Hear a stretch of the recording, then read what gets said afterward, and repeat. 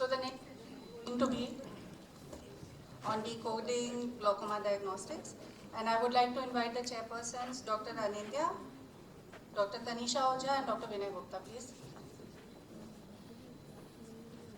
Other speakers, Dr. Harshita, Dr. Nandya, and Dr. Sudipta are here.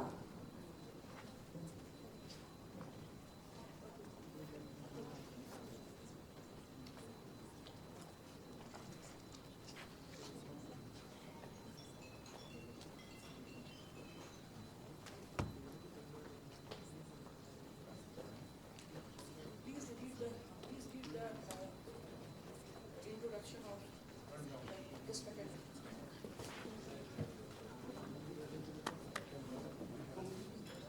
हो गया. We have already introduced the another session. So please start. The first talk is going to be on decoding the disc, and I would like to invite Dr. Harshita for that. And the main role of session coordinator is to see that everybody respects time, and the timer should be on after she starts the presentation. And 1 minute more, Dr. Anindya, after the so, Harshita,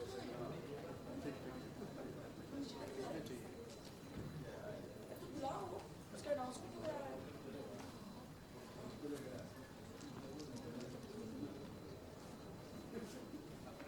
अच्छा, तो chairperson वही speaker, तो देखते हैं राशि.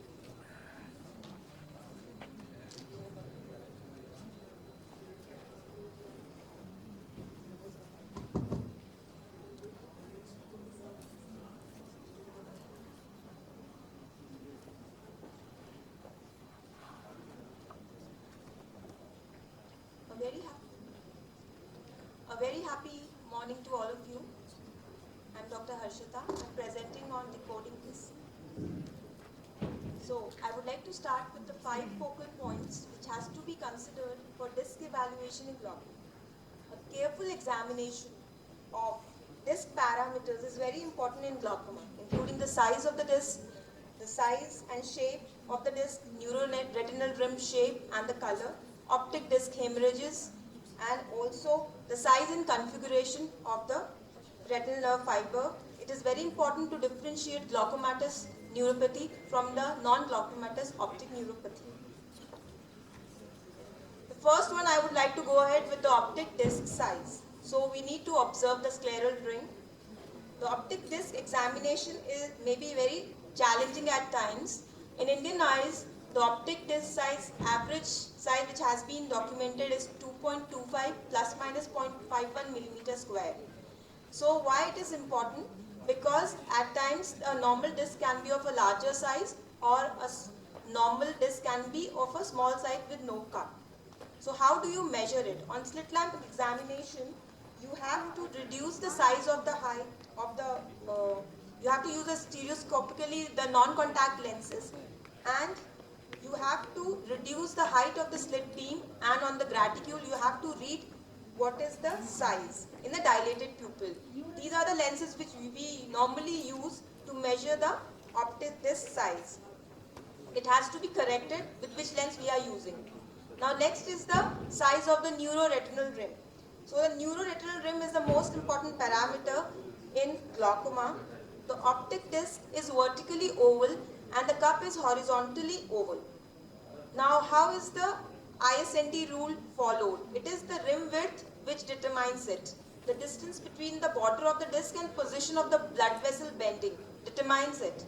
And as we know the ISNT rule, inferior one is the thickest, followed by superior nasal and temporal. The cardinal feature of glaucomatous optic neuropathy is the loss of this NNR from the inner edge of the rim. So how do you observe the color? In glaucoma, neuroretinal rim always is pink except in advanced glaucoma. Increasing pallor of the disc, especially of the NNR, is typical of optic nerve damage. Any mismatch between the pallor and the NNR margin can be a sign of early glaucoma. Next is the RNFL. So we all know RNFL defects are seen, they can be localized, they can be generalized. Mostly they are seen in normalized in the inferior and the temporal areas. How is the RNFL thickness seen? It is The RNFL defect is seen in a red-free light. You can see here in the inferior, the opposite direction in the perimetry. It is best performed using red-free light, and we mostly look for the brightness of the RNFL, the visibility of the parapapillary retinal vessels, and any diffuse or localized losses. Now, how is the peripapillary atrophy seen? We have two zones, the alpha zone and the beta zone. And the beta zone is a distant one and the alpha is the closer one. So, beta zone is, the alpha zone is the distant one. So, what is it about? It is the hypopigmentation and the hyperpigmented areas in the alpha zone, which is in normal and glaucomatous both. However, the beta zone is basically because of the atrophy of the RP and choriocapillaries. It is more common in glaucomatous. So, what is the next important point here? Alpha zone basically determines the relative defects and beta zone for the absolute. So, beta zone is more specific for glaucoma. Now, what about the optic disc hemorrhages and the retinal hemorrhages in glaucoma? So, we all know these disc hemorrhages are splinter-shaped or flame-shaped hemorrhages which are located radially, perpendicular to the optic disc margins. So, what are they? They are transient, they normally disappear within 4 months. A large number of studies are there which show that patients with glaucoma and hemorrhages, they are high likelihood of progression. A disc hemorrhage is basically a sign of damage, then something we actually need to treat. So we should just follow up the patient, but yes, if it is continuously there, then it means that it's a progression.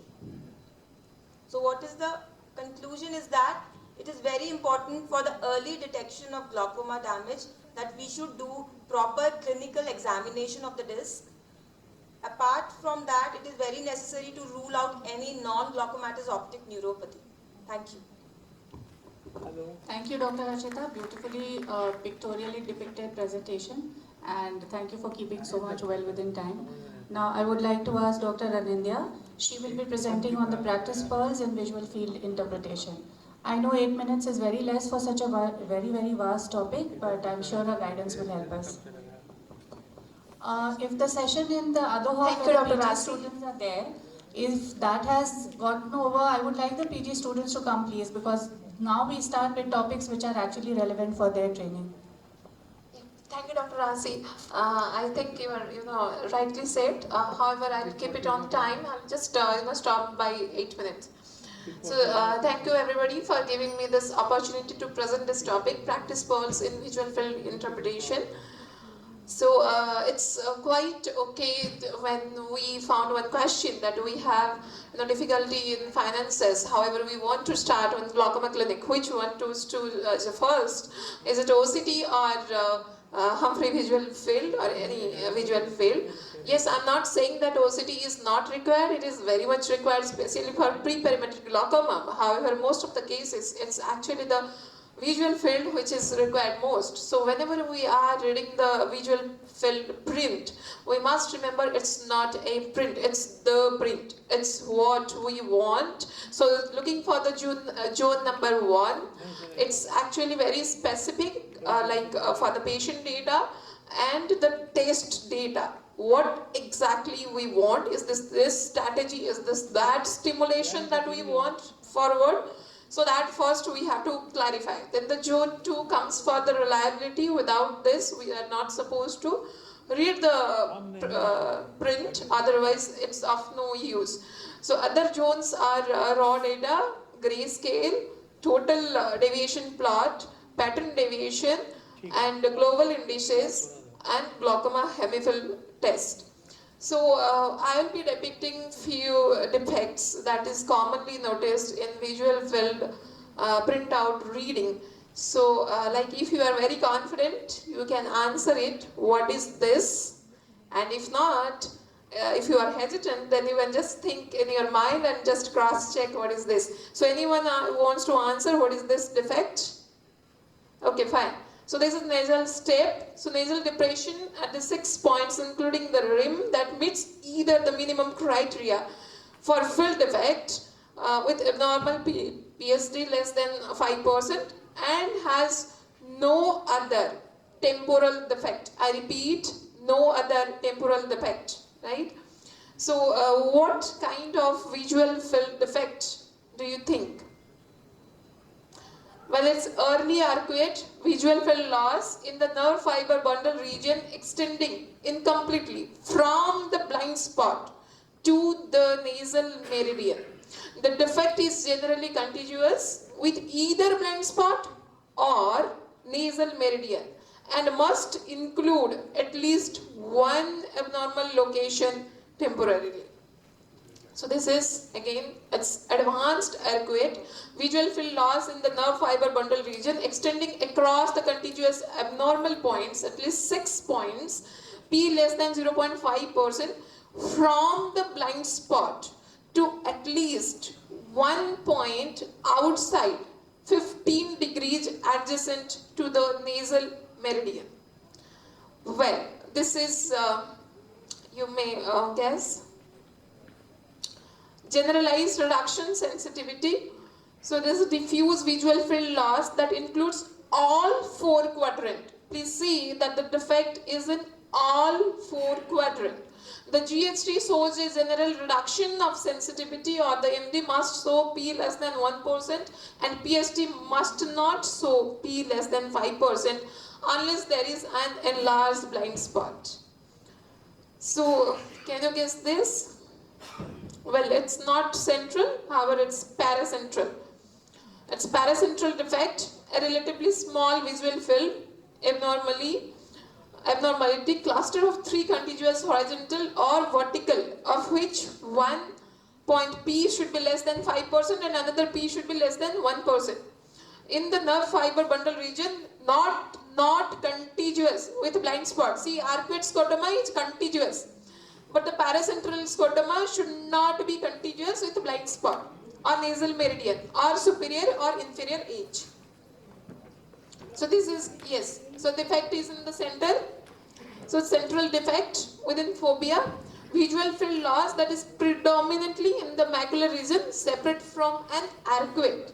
See, central 4 squares and can be paired with other defects also. So this is a very important defect. We must be, identifying this to avoid any wrong interpretation. This is rim artifacts.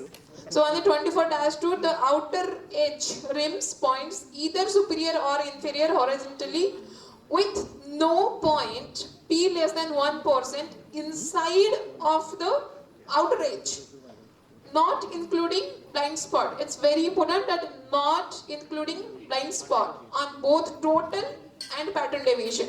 So this defect you are going to see in both total and pattern deviation. So this is another defect. Well, it's difficult to interpret without this fundus photograph.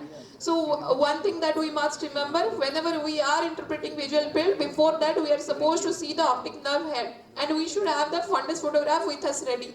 Whatever intelligent we may be, it's not very convenient that we'll be remembering each and every optic nerve head how it looks. So it's better to correlate with the optic nerve while checking the visual field. So with the tilted disc defect, peripheral defect involving at least 2 outer rims crossing vertical and horizontal midlines diagonally. So both hemipils but not extending from blind spot to nasal stem. So if it will extend, then in this case it will be arcuate scotoma. It's not arcuate. Well, what is this? This is centrocecal. So certainly involving defect only within 10 degree that extends temporally or nasally without arcing. So this is without arcing. Arc is arcuate scotoma, but this is without arcing from center to the disc. So it's centrocecal defect. Okay, so this is one case of the patient. So whenever we deal with the visual field, you are taking so much of time, so much of the pain for the patient.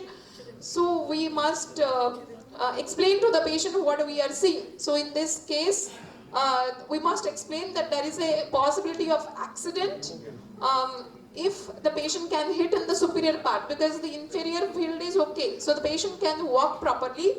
However, it won't be possible to see the superior part because the both eye, there is a deep superior arcuate defect. Well, this is another report. You can see there is a low reliability, eye false negative. Here we can see. But can you just make out what is the actual problem in this case? Well, the blind spot is present nasally. Blind spot has to present temporally, right? So what has happened that the test is supposed to done for the left eye. However, in this case, the patient test is going on the right eye and the machine is testing left eye. So this kind of the blind spot location, we are supposed to mark it. Well, so in this case, what went wrong? If you can see, the total deviation looks okay, but the pattern deviation is completely black. And look up for the gray scale, so it's again white. So it's a high false positive. We have many cases to discuss. However, because of the shortage of time, I'm closing here, and hopefully we will meet again to discuss something more. Thank you very much. Thank you very much, Anindya ma'am, for such a wonderful presentation. Yes, ma'am.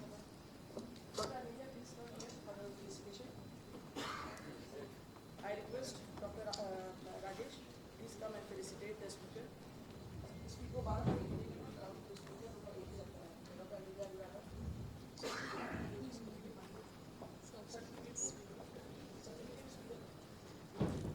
Dr. Rajesh will present to Dr. Anindya Narada.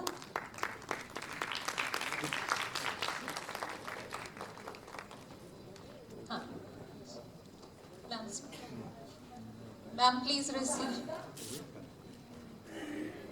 Harshita, please come. Dr. Harshita, please come on stage. This is one for speaker, one for chairperson.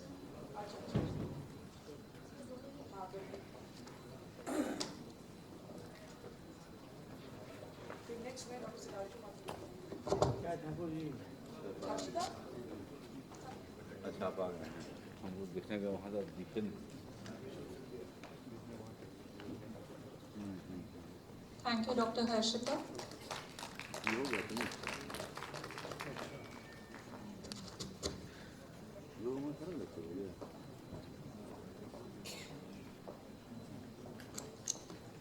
So let us start with the next topic. It is about gonioscopy. And though this is a very humble and simple test, I know many times it's left to the glaucoma specialist to do it. And I would like all general ophthalmologists to slowly convert to doing gonioscopy on a routine practice. So by definition, it is the use of biomicroscopic lenses to visualize the angle structures. And we have many diagnostic indications. Primarily before diagnosis to identify whether the patient has open angle or closed angle or narrow angle glaucoma. So this is the basic diagnosis which needs a gonioscopy done before you can label the patient. We also do it before dilatation of patients. Suppose there is a hypermetropic patient or the patient has a very shallow AC and we risk the patient going into ankle closure when we do a mid-aortic examination. So it is good to do a gonioscopy before you put dilating drops. Then as you can see on the chart, there are many indications. I'll try to keep it as simple as possible. There are certain therapeutic indications also like goniotomy, laser trabeculotomy, trabeculoplasty and indentation gonioscopy.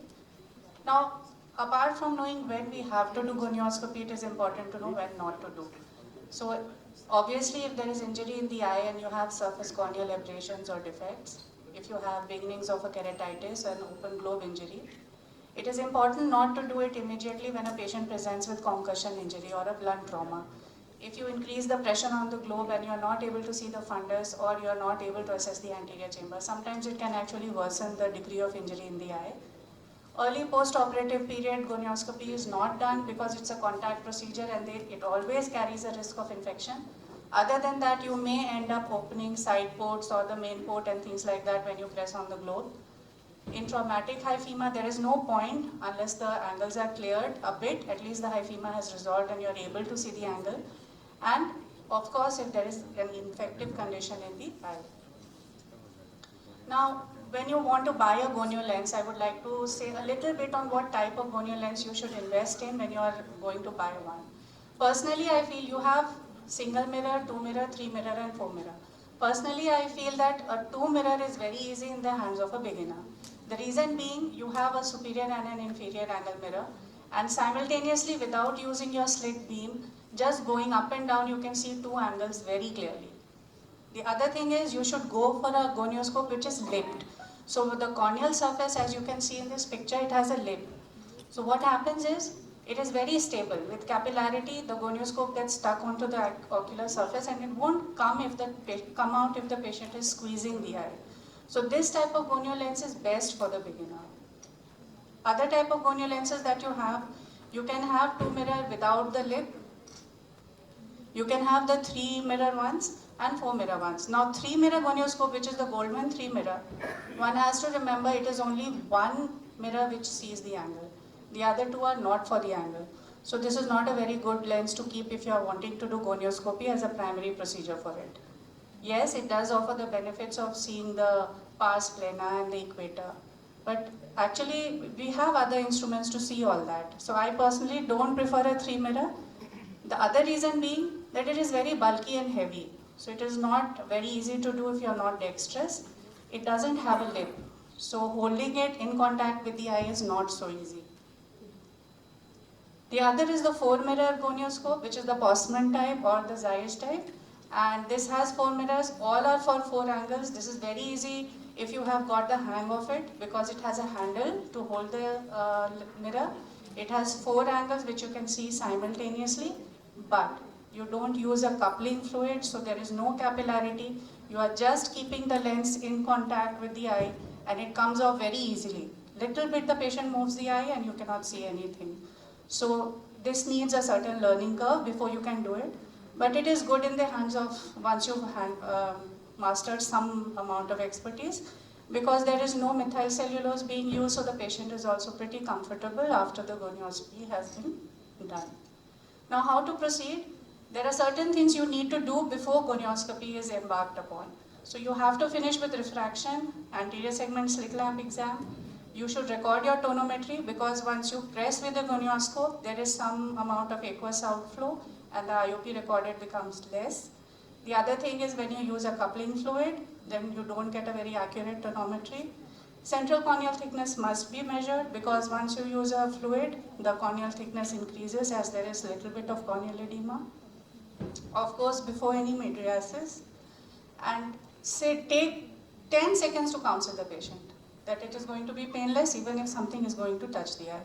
You need local anesthetic, and then it is better to proceed in a mesopic light condition. Now how to proceed? You position the patient, you put a topical anesthetic. It has to be in coaxial illumination, and magnification best is 10 times. Now better to keep a slit lamp beam to 2 to 3 millimeters so that it is not crossing the pupil and is not inducing a pupillary constriction. One trick is to avoid air bubbles. Now whatever you use as a methyl cellulose container, whether it is a syringe or whether it is a vial, keep it upside down so that the air bubbles are out of your way. This is a short video to demonstrate gonioscopy. As you can see, I am not using any, just a minute.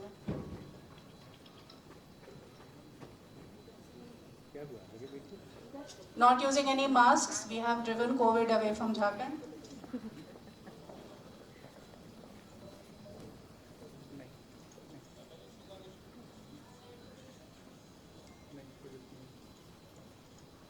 So holding the gonioscope, you have to see I am using my thumb and my middle finger. The forefinger is left free to rotate the lens. It is a 2-mirror lens, so I can simultaneously see the superior and inferior, and then I just rotate the lens by 90 degrees and I am able to see the nasal and temporal angle. Now to take the lens off, I ask the patient to look a little nasally and the lens comes off very easily. So what are the normal structures that we can see? As you all know, this is there in all your diagrams and pictures that you have. Posterior to anterior, all the angle structures are there. Now you start with root of iris, ciliary body band, then you have the scleral spur, then you have the pigmented trabecular meshwork. This is where most of the aqueous outflow takes place. Then you have the non-pigmented, and then you have the Schwabe's line. Now as the angle structures start getting occluded, there are one by one structure will not be seen. This is a thing of practice. Though we see what is pigmented, what is not pigmented, what is the wedge, all that, it comes with practice to realize which structure you are actually seeing. The more you see, the more you are able to identify correctly. Here are a few gonioscopic pictures. Now this is angle closure glaucoma. You cannot see any structure. There is the iris and then there is the...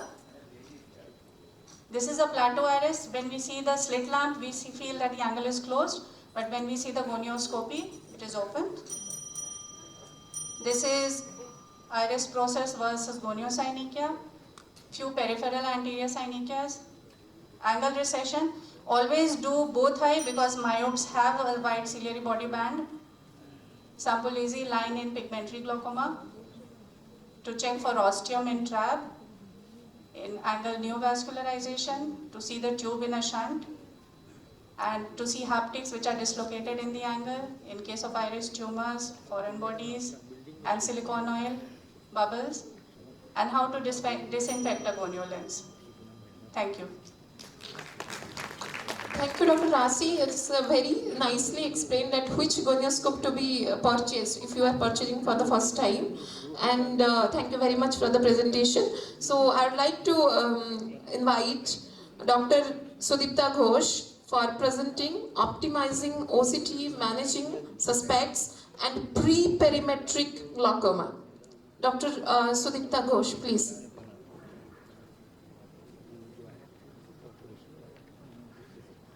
Dr. Sudipta Ghosh, are you here? Dr. Sudipta Ghosh? So actually the next topic is also of Dr. Sudipta Ghosh.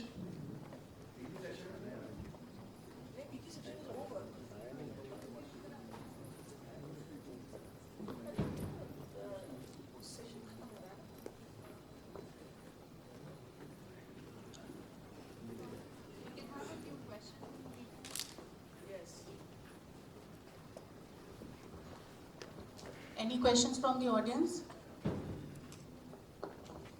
How many of you do gonioscopy?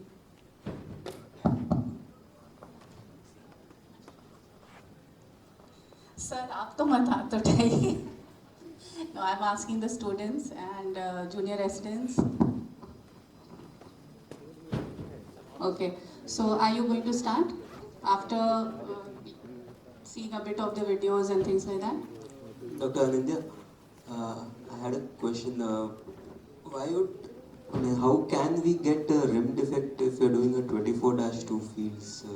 The 30-2 I can understand, but how on the 24-2? It can happen due to wrong placement because the nasal breach of every patient is not same. We have to adjust the the frame also according to this because the facial features are different. So in 24-2 it's yes, 30-2 it is possible, and also in 24-2 it is possible. Is there any distance that the lens should be at least this much away from the eye, or it should not touch the eyelash? At least minimum it should not touch the eyelash. That's it. Yeah, as close as possible, as close. Okay. Because if it will be too distance, then we get the rim defect. But as close that the eyelash should not touch. Thank you.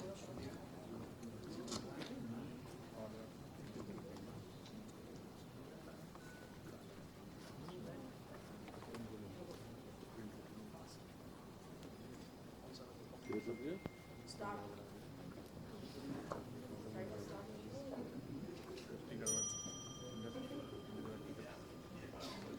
So we welcome Dr. Sudipta for this session. She has two talks. One is optimizing OCT and managing the suspects in glaucoma, and the other is IOP drop, choosing it right.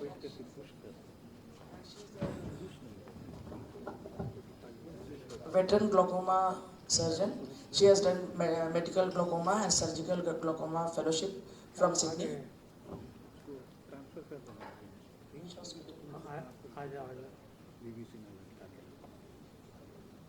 आके call करना.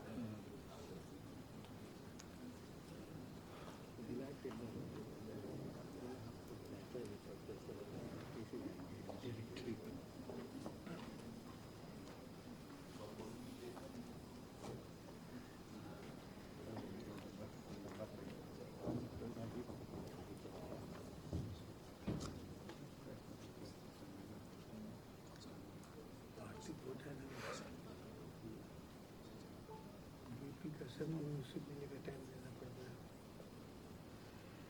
उतनी time नहीं बेचारा. Grover sir अभी जाइएगा मत कहीं, ये चेयरपर्सन लीडर्स हैं कि आप लोग चाह रहे हैं कि आप सर्टिफिकेट दें, Tanisha and all. Good morning, everybody. It gives me immense pleasure to be here. So today's topic is about intraocular pressure drop, choosing it right. So what is intraocular pressure? Just as the measurement of blood pressure and the intracranial pressure, we have clinical significance in the measurement of the intraocular pressure, which is useful in the evaluating the overall eye health and narrowing a differential diagnosis in presenting eye disease. So the IOP is the primary function of the aqueous humor, and it remains the primary risk factors for determining the ocular health. Monitoring and recording the intraocular pressure for every individual is very important. Normal IOP varies from 10 to 21. However, the clinical IOP level in which glaucoma damage occurs varies among individuals. For example, the damage to the optic nerve may occur within the normal range, as seen in cases with low tension glaucoma or normal pressure glaucoma, as well as in high intraocular pressure in cases of ocular hypertension. There may not be any kind of damage to the optic nerve or the visual field defect, yet the intraocular pressure is on the higher side. So currently lowering the intraocular pressure is the only therapy available to treat the glaucoma, and most ophthalmologists are using the concept of target IOP in one form or the other. Now the target IOP is seen as a guesstimate that will stabilize glaucoma based on the evaluation of the severity of the glaucomatous damage in an individual patient and other known risk factors. In addition, the cost-benefit analysis of therapy required to achieve that target IOP should be discussed with the patient. As you can see in the photograph that is given here, the clinical applicability of the target IOP range, as shown in early glaucoma, ranges from 15 to 70 millimeter mercury, moderate from 12 to 15 millimeter, and in severe glaucoma, it should range from 10 to 12.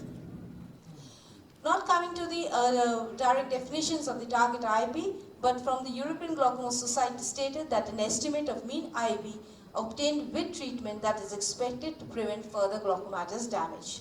So, the concept of target IOP is therefore that an IOP that prevents further progression of glaucomatous field defect without compromising the patient's quality of life. The quality of life would be significantly and permanently affected by progression of the visual field loss, and stabilization of the visual field is therefore the major goal here. Having ascertained the degree of the visual damage, the baseline IOP and risk factors, an IOP that would further prevent future damage needs to be set. There needs to be a balance between the setting an appropriate target to prevent optic nerve damage and being over-aggressive in IOP lowering to avoid the side effects and an economic burden. Hence, how are we supposed to achieve the target IOP? By lowering an IOP such a level that may need medications, laser, and even surgery in some patients. Achieving target IOP in glaucoma patients is not difficult, but requires the use of therapeutic modalities. In case nothing else, then obviously we have the gold standard of surgical treatment for glaucoma, which is trabeculectomy. Now coming to the limitations, the IOP recording even by augmentation is imprecise with known diurnal and physiological variations which could confound IOP measurements on long-term review. Corneal thickness and hysteresis changes can influence IOP measurements, so that a baseline IOP and later IOP should be evaluated keeping these fallacies in mind. Coming to the adversities, so there is reduction in the quality of life. The adherence to therapy is very confounding factor here. Once a target IOP is set, the patient could be stressed and unhappy if it is not achieved, and possible medical legal consequences if target IOP is considered the standard of care and progression continues. So to conclude, the target IOP range has been shown to prevent progression and should be discussed thoroughly with the patient. Long-term serial objective recording of the optic disc and the retinal to nerve fiber layer and visual fields can highlight early progression and therefore modification of glaucoma therapy when required. The appropriate use of the medications, laser, surgery to achieve target IOP range in primary open-angle glaucoma or primary angle closure glaucoma can maintain visual fields and quality of life, preventing glaucoma blindness. Thank you so much for your patient hearing. Without further loss of time, I will continue with my next topic, which is optimizing the optical coherence tomography, managing suspects and pre-perimetry glaucoma. Coming to an overview, optical coherence tomography is a non-invasive diagnostic technique that renders as in vivo cross-sectional view of the retina. The OCT utilizes a concept known as the interferometry to create a cross-sectional map of the retina that is accurate to within at least 10 to 15 micron. Due to the transparency of the eye, that is the retina can be viewed through the pupil, OCT has gained wide popularity as an ophthalmic diagnostic tool. The recent commercially available iteration of the OCT is the SD-OCT, which is the spectral domain, which involves the faster scanning speeds, 3D image acquisitions, and the clinical utility of the SD-OCT in glaucoma has primarily focused on the evaluation of the retinal nerve fiber layer parameters. However, the presence of coexisting pathologies may impact reliable measurement. Now coming to the glaucoma diagnosis, the use of SD-OCT for glaucoma diagnosis has become a common clinical practice, where numerous studies have demonstrated that the RNFL and macular thickness parameters are reproducible with high diagnostic sensitivity and specificity in discriminating between healthy and glaucomatous eyes. The acquisition of the 3D image of the optic nerve head enables accurate and reproducible measurements of the ONH parameters. A diagnostic capability of study of glaucoma and age healthy controls reported that these ONH parameters are able to discriminate between the healthy and glaucomatous eye. Another study with the glaucoma p-perimetric glaucoma and healthy subjects demonstrated that RNFL thickness was better than any tested ONH parameter. Coming to the OSO, to conclude, the SD-OCT diagnostic studies have demonstrated that the glaucomatous damage resulting in thinning of the RNFL and the ganglion cell as well as the optic nerve has structural changes that allow for discrimination between glaucoma and the healthy eyes. The three parameters that are taken care of on OCT are the retinal nerve fiber layer, the optic nerve head evaluation, and the ganglion cell analysis. So to conclude, when using the average retinal nerve fiber layer thickness at the 5% level compared to the normative database, yellow correlating on the NFL deviation map, the SD-OCT has sensitivity of 83% and a specificity of 88%.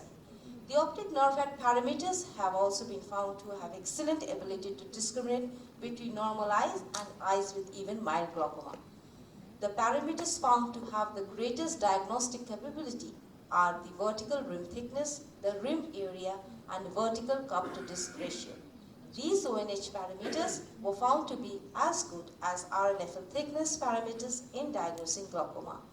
Similarly, coming to the GCA parameters, they have been found to be comparable to the ONH and the RNFL parameters. The parameters found to be most diagnostically useful are the minimum and the inferotemporal sector, average superior-temporal sector, and inferior sector ganglion cell complex thickness.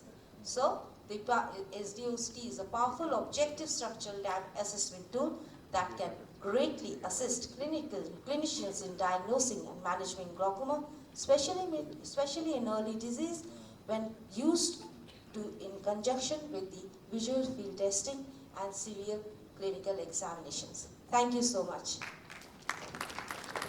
Thank you, Dr. Sudipta. I would like to invite Dr. Ashok Grover sir, please, on the dais, and Dr. Rajesh Sinha to facilitate the chairpersons and the guest speaker, please.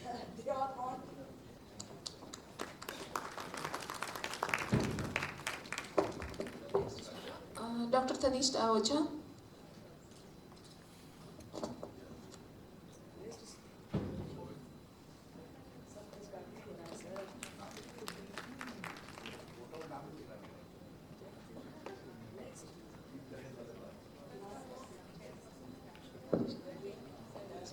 Dr. Binay Gupta.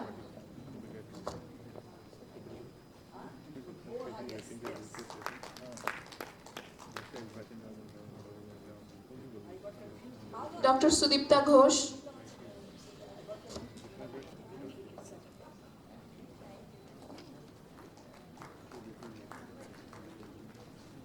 Rashi Shah.